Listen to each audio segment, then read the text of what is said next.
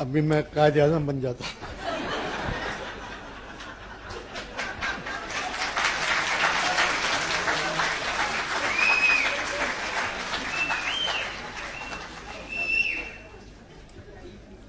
ذرا یہ لگا دینا. ٹھیک ہے.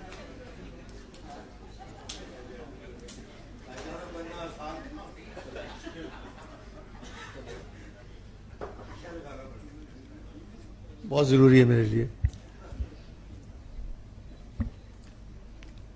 محترم شفقت صاحب، عشرت صاحب، ارشد صاحب، معزز خواتین و حضرات، 72 برسوں میں پہلی مرتبہ کسی پڑھے لکھے وزیر تعلیم کو سنا.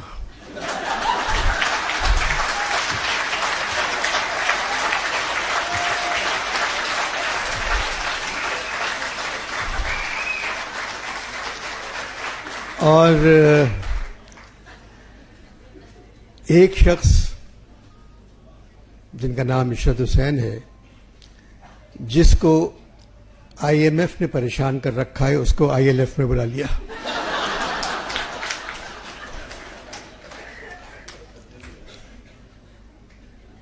دے دیجیے کوئی بات.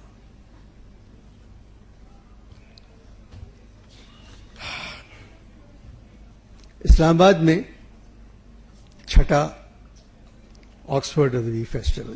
چھٹا کا لفظ اچھا نہیں لگتا تو مجھے اردو انگریزی میں بول دوں میں کہ 6th ادبی فیسٹیول.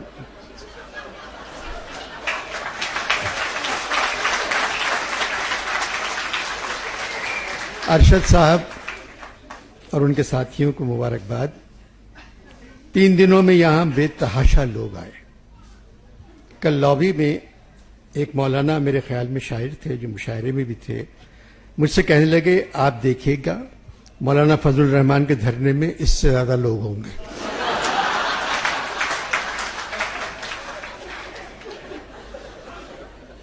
پھر کہنے لگے عمران خان کا نعرہ تبدیلی آئی رے، سب کہہ رہے ہیں آپ نے لکھا ہے.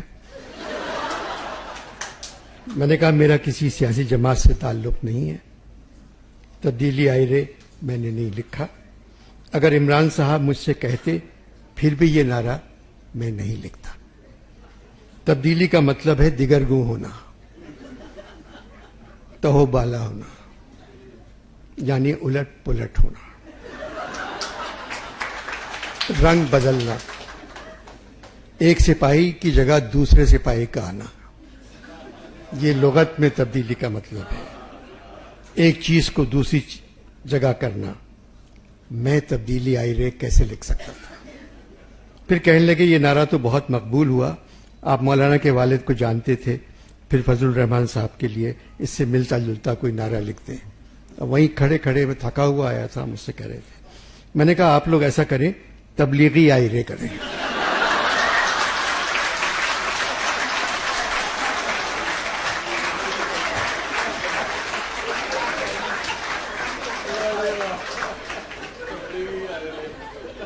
آپ لوگ تبلیغی آئی رے کا گانا بنا دیں. انہوں نے کاغذ قلم نکالا اور لکھ لیا. میں ڈر گیا کہیں یہ میرے نام سے نہ لکھوائیں. پھر میں نے کہا مگر تبلیغی کے ساتھ میوزک نہیں ہو سکتی.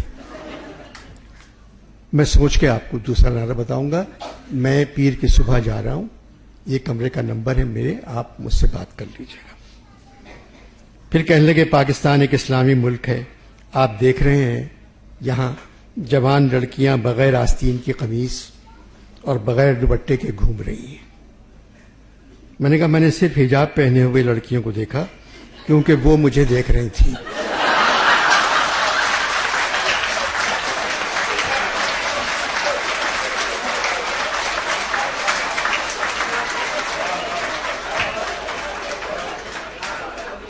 کہنے لگے ان لڑکیوں کو دیکھ کے تو میرا دل جل کر کباب ہو گیا. میں نے کہا آپ کھڑے رہیں، میں نان لے کے آتا ہوں. یہ بات تو آپ سب جانتے ہیں کہ میری علامہ اقبال سے خط و کتابت آج بھی ہے. میں نے خط لکھ کر علامہ کو بتایا تھا میں 27 ستمبر کی صبح آکسفورڈ کے ادبی کانفرنس میں شرکت کے لیے اسلام آباد جا رہا ہوں۔ ان کا جواب آیا، انور مقصود، ادبی کانفرنس میں اسلام آباد جا رہے ہو؟ کیا پاکستان میں ادب ابھی تک زندہ ہے؟ ادب کا مطلب جانتے ہو؟ عادات و مذاق میں اعلی معیار، بااخلاقی اصول کی پابندگی، شائستگی، تہذیب، تمیز، کسی کی عظمت یا بزرگی کا پاس، احترام، نظم و نثر کا سرمایہ، تہذیب جو ایک قوم کو دوسری قوم سے ممتاز کرے۔ جن باتوں سے تم لوگ ناواقف ہو چکے ہو، پھر اس کی کانفرنس۔ خیر تمہاری مرضی، جاؤ۔ یہ تو آکسفورڈ والوں کی تم لوگوں سے محبت ہے، ہر سال کسی نہ کسی شہر میں تم لوگوں کو بلا لیتے ہیں۔ اپنے یہاں کے ٹیلی ویژن چینلز کے ڈرامے دیکھتے ہو؟ کہیں ادب نظر آتا ہے؟ لگتا ہے ادب مر کر گل چکا ہے۔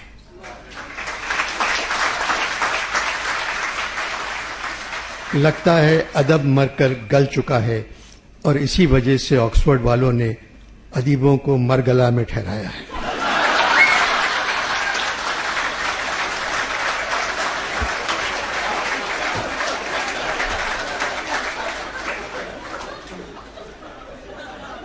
میرا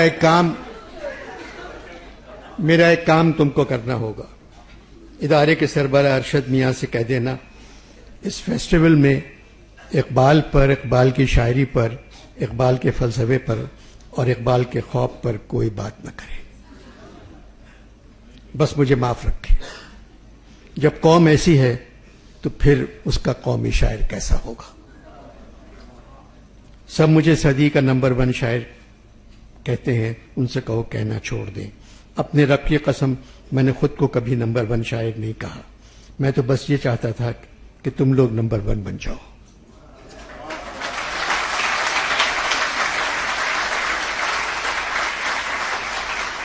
مگر تم لوگوں نے میری محنت پر دھیان ہی نہیں دیا۔ عروج آدم خاکی سے انجم سہمے جاتے ہیں۔ یہاں آدم خاکی سے میری مراد فوج نہیں ہے۔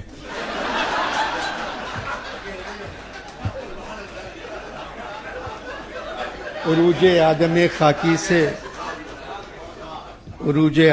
خاکی سے انجم سہمے جاتے ہیں کہ یہ ٹوٹا ہوا تارا مہ کامل نہ بن جائے۔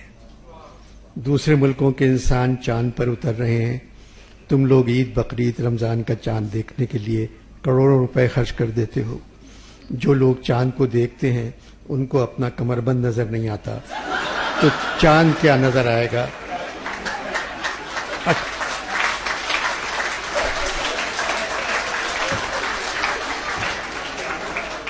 18 مولویوں میں سے 11 کے کمر بند کرسے سے نیچے لٹکتے نظر آتے ہیں۔ میں نے 1000 بار قائد سے کہا، قسم خدا کی یہ خواب میں نے نہیں دیکھا تھا۔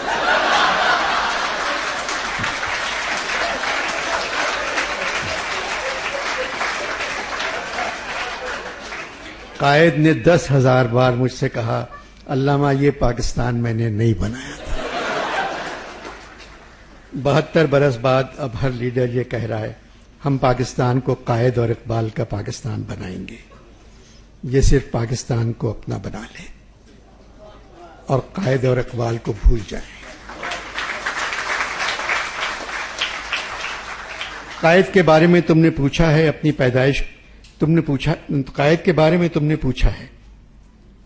انور مقصود اپنی پیدائش کا دن نہیں مناتے، اپنی برسی کا دن بڑی شان و شوکت سے مناتے ہیں۔ تم لوگوں نے اب قائد کی وفات 11 ستمبر کی چھٹی بھی ختم کر دی ہے۔ اس دفعہ 11 ستمبر کو قائد نے گھر پہ دعوت کی تھی۔ قائد نے مجھے، مولانا ابوالکلام آزاد، غالب اور فیض کو بلایا تھا۔ غالب کو فیض کے کہنے پر بلایا کیونکہ غالب اپنے ساتھ کچھ نہ کچھ لے آتے ہیں۔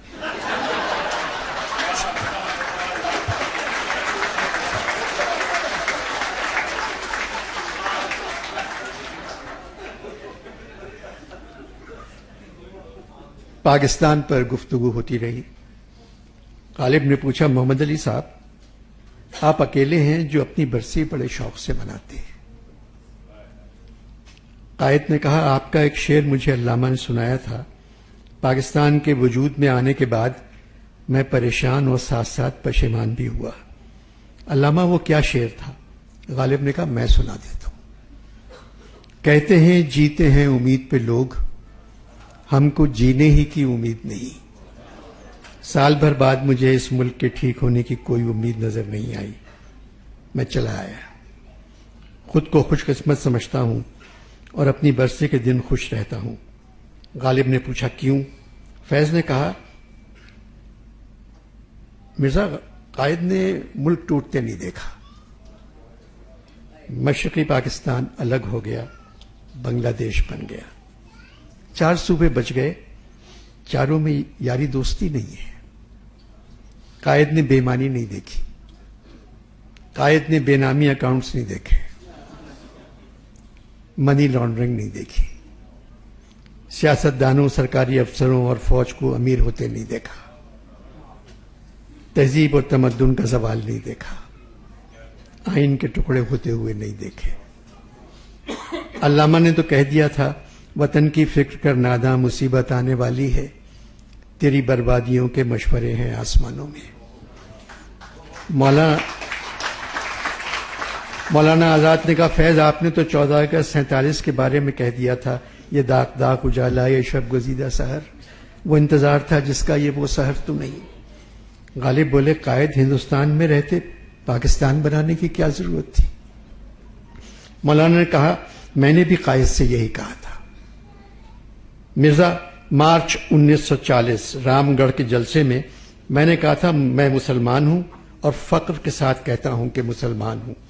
اسلام کی 1300 برس کی شاندار روایتیں میرے ورثے میں آئی ہیں، میں تیار نہیں کہ اس کا کوئی چھوٹے سے چھوٹا حصہ بھی ضائع ہونے دوں۔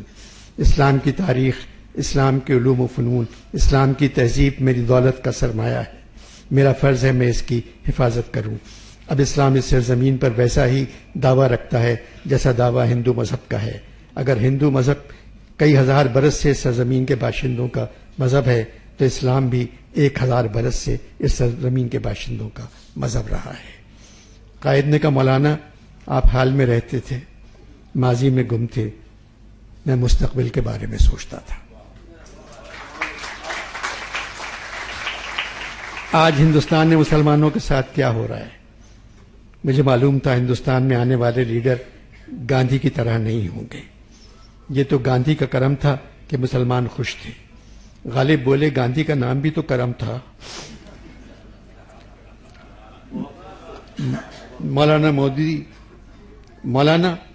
مودی سوچتا نہیں، اگر ہندوستان سے نظام الدین اولیاء، غریب نواز، امیر خسرو، بابر، اکبر، شاہجہاں، سر سید، میر تقی میر، سودا، داغ، مصفی، انیس و دبیر، انشاء، جرت، ناسق، ولی، حالی، ذوق، ابوالکلام، اکبر آبادی، رسوا، نذیر اکبر آبادی، جگر مرد آبادی، استاد ولایت خان، بسم اللہ خان، فیاض خان، بڑے غلام علی خان، اللہ رکھا، امجد حسین، سلطان خان، دلیپ کمار، اختر علیمان، خواجہ احمد عباس، سردار جعفری، مخدوم محی الدین، مجروح، جانثار، مستر خیر آبادی، ریاض خیر آبادی، رشید احمد صدیقی، ذاکر حسین، عصمت چغتائی، قرۃ العین حیدر کو نکال دیں تو صرف آگ کا دریا بچے گا۔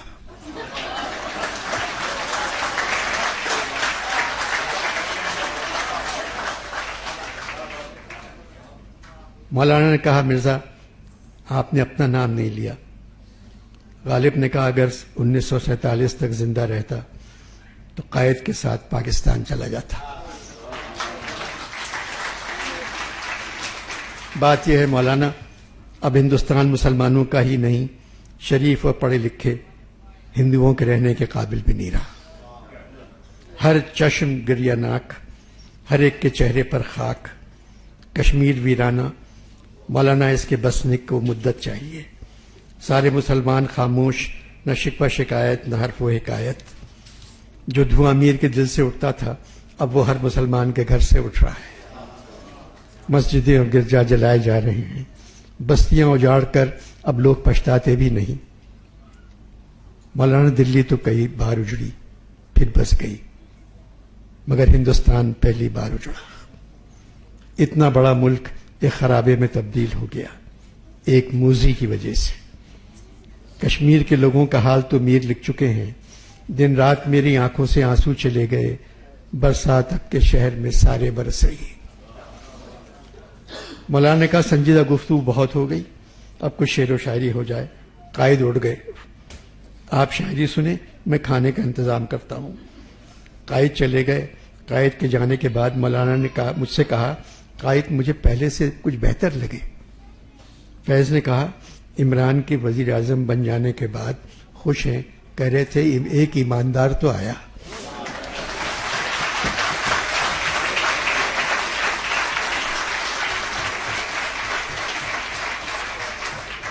مولانا نے کہا اگر سربراہ ایماندار ہو تو ملک کے حالات خود بخود ٹھیک ہو جاتے ہیں۔ سورہ آل عمران میں ہے، اے ہمارے رب اب ہمارے دلوں کو دوسری طرف نہ پھیر، بعد اس کے تو نے ہمیں ہدایت کی راہ دکھلا دی اور ہمیں اپنی جانب سے رحمت عطا کر۔ علامہ تمہارے یہاں ہر آنے والی حکومت کہتی ہے تم نے کیا میراث بخشی ہم کو قرضوں کے سوا۔ چلو فیض اپنے 4 شعر سناؤ۔ فیض صاحب نے کہا ہے اپنی کشت ویراں سرسبز اس یقین سے، ہے اپنی کشت ویراں سرسبز اس یقین سے، آئیں گے اس طرف بھی ایک روز ابر و بارہ۔ فیض نے کہا مرزا آپ کی نظر، تیری نظر کا گلہ کیا جو ہے گلہ دل کو، تو ہم سے ہے کہ تمنا زیادہ رکھتے ہیں، پھر درے دل پہ کوئی دینے لگا ہے دستک، جانیے پھر دل وحشی کا طلبگار ہے کون۔ چاند نکلے کسی جانب تیری زیبائی کا، رنگ بدلے کسی صورت شب تنہائی کا۔ مرزا نے کہا فارسی شاعروں کو پڑھا ہے تم نے؟ مرزا نے بہت تعریف کی۔ پھر میں نے اپنے 4 شعر سنائے جو تم نے لکھ کر بھیجے تھے کہ علامہ یہ شعر سنایا کریں۔ میں کہ میری غزل میں ہے آتش رفتہ کا سراغ، میری تمام سرگزشت کھوئے ہوں کی جستجو،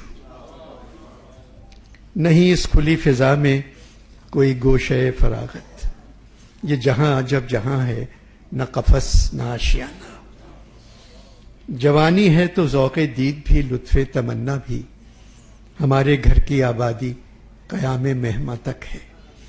مرزا نے کہا دوسرا مصرع دوبارہ پڑھو، ہمارے گھر کی آبادی قیام مہماں تک ہے۔ مرزا بولے علامہ تم مر چکے ہو ورنہ میں کہتا جیتے رہو۔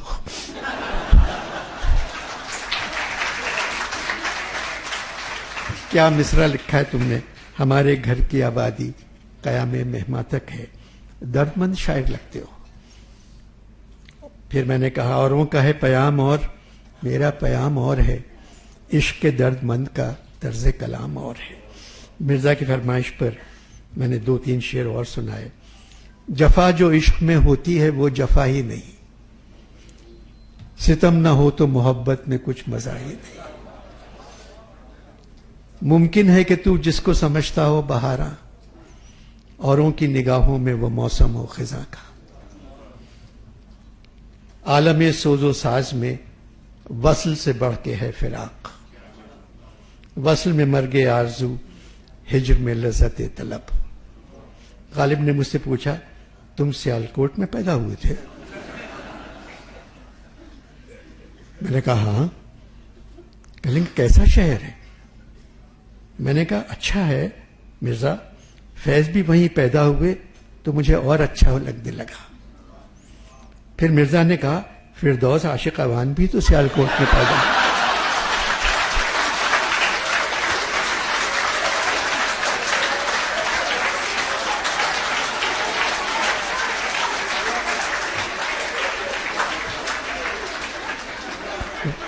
فیض نے کہا میں پاکستان ٹیلی ویژن کے چینلز نہیں دیکھتا، مجھے نہیں معلوم۔ چلے مرزا آپ برا نہ مانیں تو آخر میں کیونکہ وقت ختم ہو رہا ہے اپنے چند اشعار سناتے ہیں۔ غالب نے مولانا سے اجازت مانگی۔ مجھے اب دیکھ کر ابر شفق آلودہ یاد آیا. نیو یارک میں آپ بیلکنی میں بیٹھیں اور ایک اورنج اسکائی کو دیکھیں تو غالب نے وہیں بیٹھ کے لکھا ہوگا. مجھے اب دیکھ کر ابر شفق آلودہ یاد آیا کہ فرقت میں تیری آتش برستی تھی گلستاں پر. مولانا نے کہا شاعری میں مصوری کا مزہ آ گیا ہے. وعدہ آنے کا وفا کیجئے، یہ کیا انداز ہے؟ وعدہ آنے کا وفا کیجئے، یہ کیا انداز ہے؟ تم نے کیوں سونپی ہے اپنے گھر کی دربانی مجھے؟ یہ غالب کا شعر بہت لوگوں نے نہیں سنا، جو غالب کو خود بہت پسند تھا. میں بھولا نہیں تجھ کو اے میری جان، میں بھولا نہیں تجھ کو اے میری جان، کروں کیا کہ یہاں گر رہے ہیں مکان. دلی کے اوپر لکھا تھا. غیر سے دیکھیے کیا خوب نبھائی اس نے، نہ صحیح ہم سے پر اس بت میں وفا ہے تو صحیح. ان کو کیا علم کے کشتی پہ میری کیا گزری، دوست جو ساتھ میرے طالب ساحل آئے. مولانا مجھے اپنا ایک مصرع بہت اچھا لگتا ہے. گونا ملتے تھے پر ایک شہر میں تو رہتے تھے، ضد کی ہے اور بات مگر خوب بری نہیں، بھولے سے اس نے سینکڑوں وعدے وفا کیے. میں نے کہا مرزا برق تمام ہوا اور مدح باقی ہے. فاطمہ جناح نے کھانا شاید 2 لوگوں کے لیے پکایا تھا.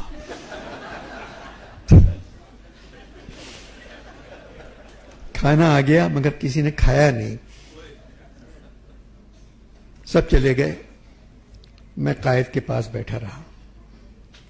قائد نے کہا مسلمانوں کے لیے ایک ملک مجھ پر ادھار تھا جو میں نے چکا دیا. میں نے کہا اب جو پاکستان پر ادھار ہے وہ کون چکائے گا؟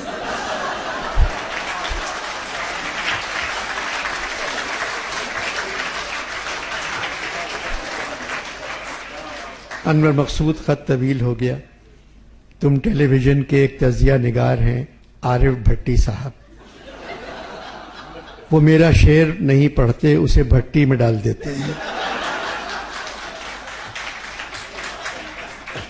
تم ان سے کہہ دو پاکستان کے 23 کروڑ، پاکستان کی آبادی 23 کروڑ ہے جس میں 9 کروڑ شاعر ہیں. خدا کے واسطے ان کی شاعری پڑھ لیا کریں. خوش رہو، جیتے رہو. محمد اقبال.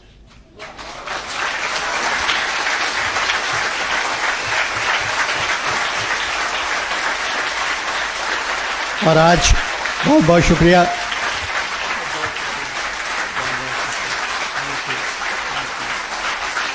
شکریہ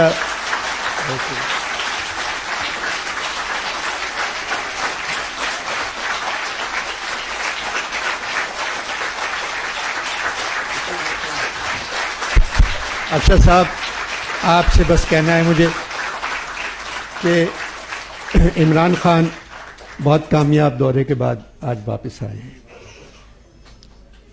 تو آج کلوزنگ سیریمنی نہیں ہونا چاہیے تھی. خوش رہیے، بس یہ سمجھیں کہ آج اوپننگ سیریمنی ہے.